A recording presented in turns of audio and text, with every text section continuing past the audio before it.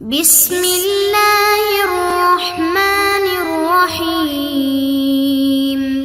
السلام علیکم محترم سامعین اور عزیز طلبہ کرام، امید کرتا ہوں کہ آپ تمام حضرات خیر و عافیت سے ہوں گے۔ سلسلۃ الحوارات العربیۃ السہلہ للناطقین بغیر العربیہ کا آج سبق نمبر 11 ہے، جس میں ہم حوار پڑھنے جا رہے ہیں، جس کا عنوان اور موضوع ہے الاسرۃ۔ الاسرۃ کا ترجمہ ہے خاندان یا فیملی۔ فیملی کہہ دیں کہ فیملی کے درمیان حوار ہے، والد اپنے بیٹوں سے مخاطب ہیں اور ان سے کچھ پوچھ رہے ہیں۔ تو سب سے پہلے تو ہم تلفظ کی ادائیگی اس کو صحیح کریں گے۔ آپ میرے ساتھ پڑھیے گا بآواز بلند، اس کے بعد ہم ترجمہ اور معانی سمجھائیں گے۔ شروع کرتے ہیں۔ ھذا اذان الفجر۔ ھذا اذان الفجر۔ أين الأولاد؟ أين الأولاد؟ سعد في الحمام يتوضأ۔ سعد في الحمام يتوضأ۔ وأين سعيد؟ وأين سعيد؟ سعيد في الغرفة يقرأ القرآن الكريم۔ سعيد في الغرفة يقرأ القرآن الكريم۔ أين المعطف يا سعد؟ أين المعطف يا سعد؟ هذا هو المعطف۔ هذا هو المعطف۔ يا والدي، هذا هو المعطف يا والدي۔ وأين النظارة؟ وأين النظارة؟ هذه هي النظارة۔ هذه هي النظارة۔ هيا بنا إلى المسجد۔ هيا بنا إلى المسجد۔ هيا بنا۔ تو اس حوار میں الاسرہ یعنی فیملی، جس میں سب سے پہلے ہم کہتے ہیں کہ ابو، والد صاحب، الابو، الابو انہوں نے آواز دی ھذا اذان الفجر، یہ فجر کی اذان ہو رہی ہے۔ ھذا، یہ، ھذا کا ترجمہ ہے یہ، اذان الفجر، فجر کی اذان، یہ فجر کی اذان ہے، یعنی آواز سنی گئی اور کہا گیا کہ یہ فجر کی اذان ہے۔ این الاولاد، بچے کہاں ہیں؟ الاولاد ولد کی جمع ہے، ولد کہتے ہیں بیٹے کو، بچے کو، ولد ہے، اور اسی طرح مؤنث اگر ہو تو بنتن، بنت، بنت کہتے ہیں ایک بچی کو جس کا جمع ہے بناتن، لڑکیاں، بچیاں۔ اس کے ضد میں ولدن و اولاد ہے۔ ابو نے پوچھا ھذا اذان الفجر، یہ فجر کی اذان ہو رہی ہے، این الاولاد، بچے کہاں ہیں؟ بچے کہاں ہیں؟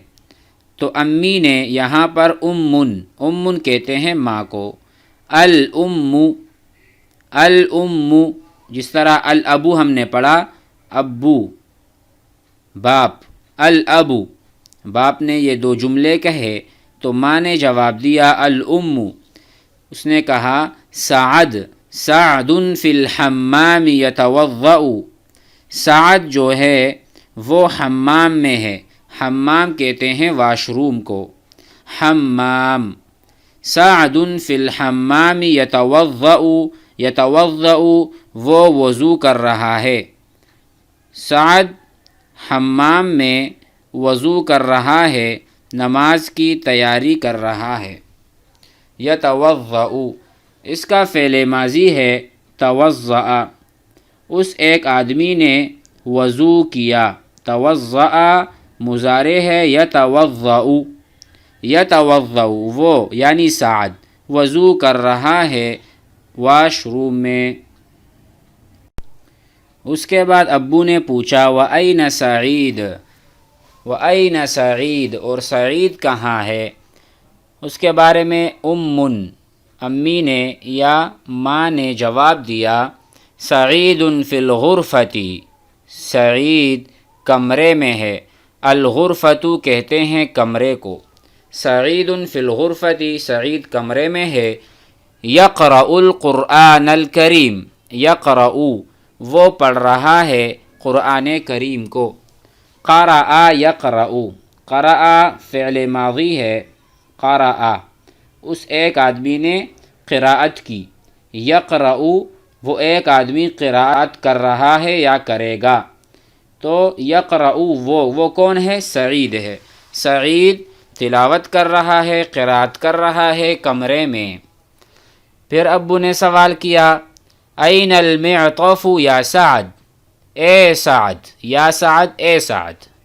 یا سے ہم بلاتے ہیں، ندا کا حرف ہے جس سے ہم بلاتے ہیں، جیسے ہم کہتے ہیں یا اللہ، اے اللہ، یا حرف ندا ہے۔ تو جب وہ اپنے بیٹے سے کہہ رہا ہے یا سعد، اے سعد، این المعطف، این کہاں ہے، المعطف جیکٹ، میرا جیکٹ کہاں ہے، جیکٹ کہہ دیں یا کوئی بھی پہننے والی چیز، سویٹر وغیرہ۔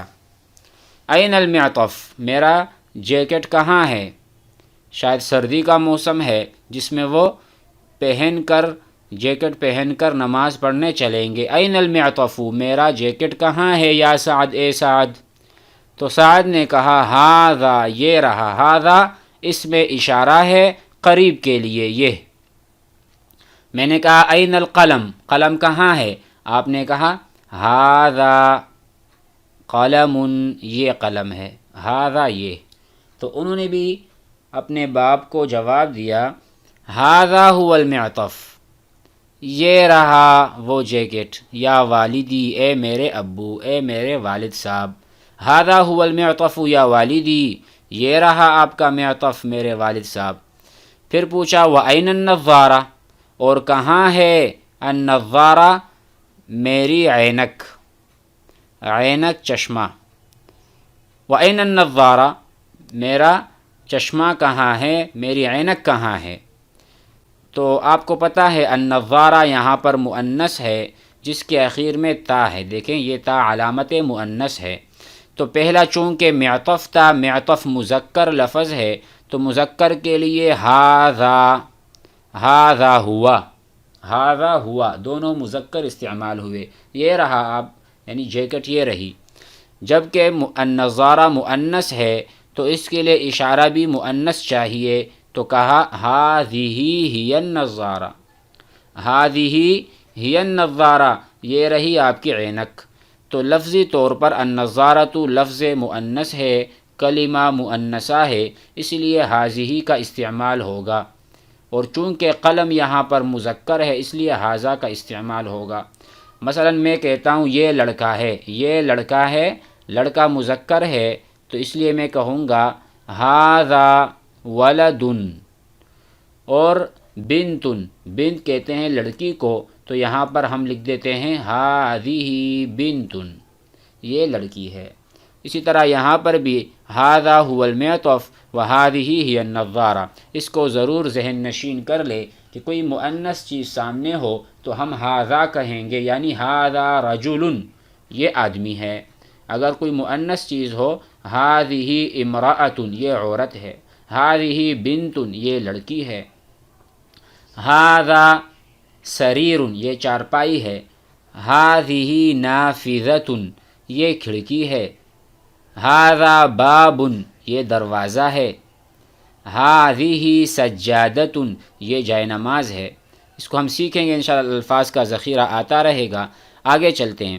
اس کے بعد والد صاحب نے کہا ہیا بنا، ہیا بنا، جلدی کرو ہمارے ساتھ آؤ، الی المسجد، مسجد کی طرف، ہیا بنا، ہیا بنا کا ترجمہ ہے آؤ جلدی سے میرے ساتھ، ہیا بنا میرے ساتھ جلدی آؤ، ہیا بنا، ہیا بنا۔ کسی طرح بھی آپ کہیں گے ہیا بنا الی السوق، آؤ میرے ساتھ جلدی سے بازار کی طرف چلیں، ہیا بنا الی المسجد، آؤ میرے ساتھ چلیں ہم مسجد کی طرف۔ تو بیٹے نے بھی کہا ہیا بنا، آئیے آئیے ہم بھی چلتے ہیں، ساتھ چلتے ہیں۔